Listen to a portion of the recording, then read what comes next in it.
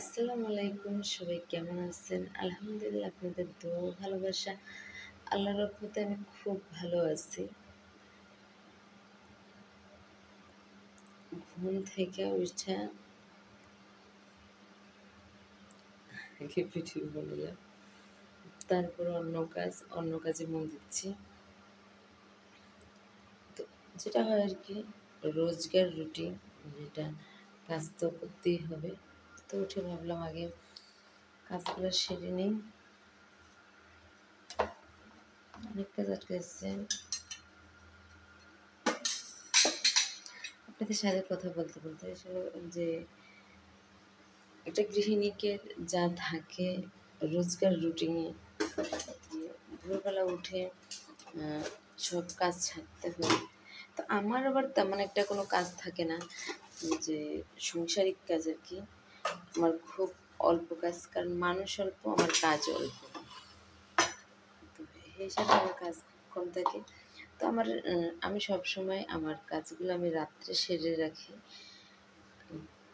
মানে সকালে আমার একটু বেলা করে ঘুম থেকে উঠতে হয়। সকালে ফজর নামাজ পড়েই মানে শুয়ে থাকি। শোয়ার থেকে উঠে তারপর নিজের জন্য হালকা একটু নাস্তা বানাই। আমার বেশি অংশে আমার সকালের নাস্তার মধ্যে আমার কি থাকে, নুডলস থাকে। আর খুব অল্প সময় আমি রুটি খাই আর চা। এটা তো মানে অনেকেই বলে কি যে কুমিল্লার মানুষের চাটা হয়েছে সবচেয়ে আগে, মানে কুমিল্লার মানুষ নাকি খুব চা খোর। আমি এটা জানি না, কার কার কাছে এটা সত্য, ছোট্ট একটা কমেন্টস করে আমাকে জানিয়ে দিবেন।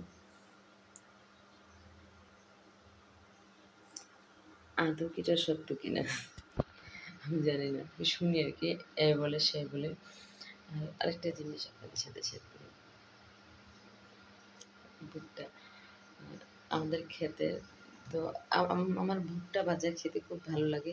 পপকর্ন না, পপকর্ন হচ্ছে আমার ভুট্টা ভাজা খুব ভালো লাগে। কার কার ভুট্টা খেতে ভালো লাগে বলবেন, পাঠিয়ে দেবো ভুট্টা আপনাদের জন্য। আর মাশাআল্লাহ এই কিস্তির ভুট্টাগুলা মানে খুব বড় বড় হয়েছে, অনেক বড় বড় হয়েছে। অনেকেরই আমাদের অঞ্চলে আগে এরকম হইতো না ভুট্টা, মানে এদের বেশ কম সবাই এগুলা করতেছে। আর একটা কি যে একে দেখা দেখি অন্য করে, এটা হচ্ছে মেন কথা।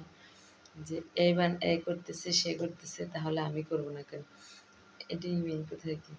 আর আমার আমার কিছু আমি যে ছোট পরিবার আমার, আমার ছোট পরিবারের এই যে চিহ্ন, আমার একটুক একটুক জিনিস, আমার ছোট ছোট হাঁড়ি পাতিলা, আমি একদিন মানে আমার সমস্ত জিনিস আমি আপনাদের সাথে শেয়ার করব। কারণ আপনারা হলেন আমার খুব কাছের মানুষ। আপনাদের সাথে যদি আমার প্রত্যেকটা খুঁটিনাটি যদি শেয়ার না করি, আসলে আমার কাছেও ভালো লাগে না। তো সবাই ভালো থাকবেন, সুস্থ থাকবেন, এগুলো সবার কাছে বিদায় নিচ্ছি। আল্লাহ হাফেজ।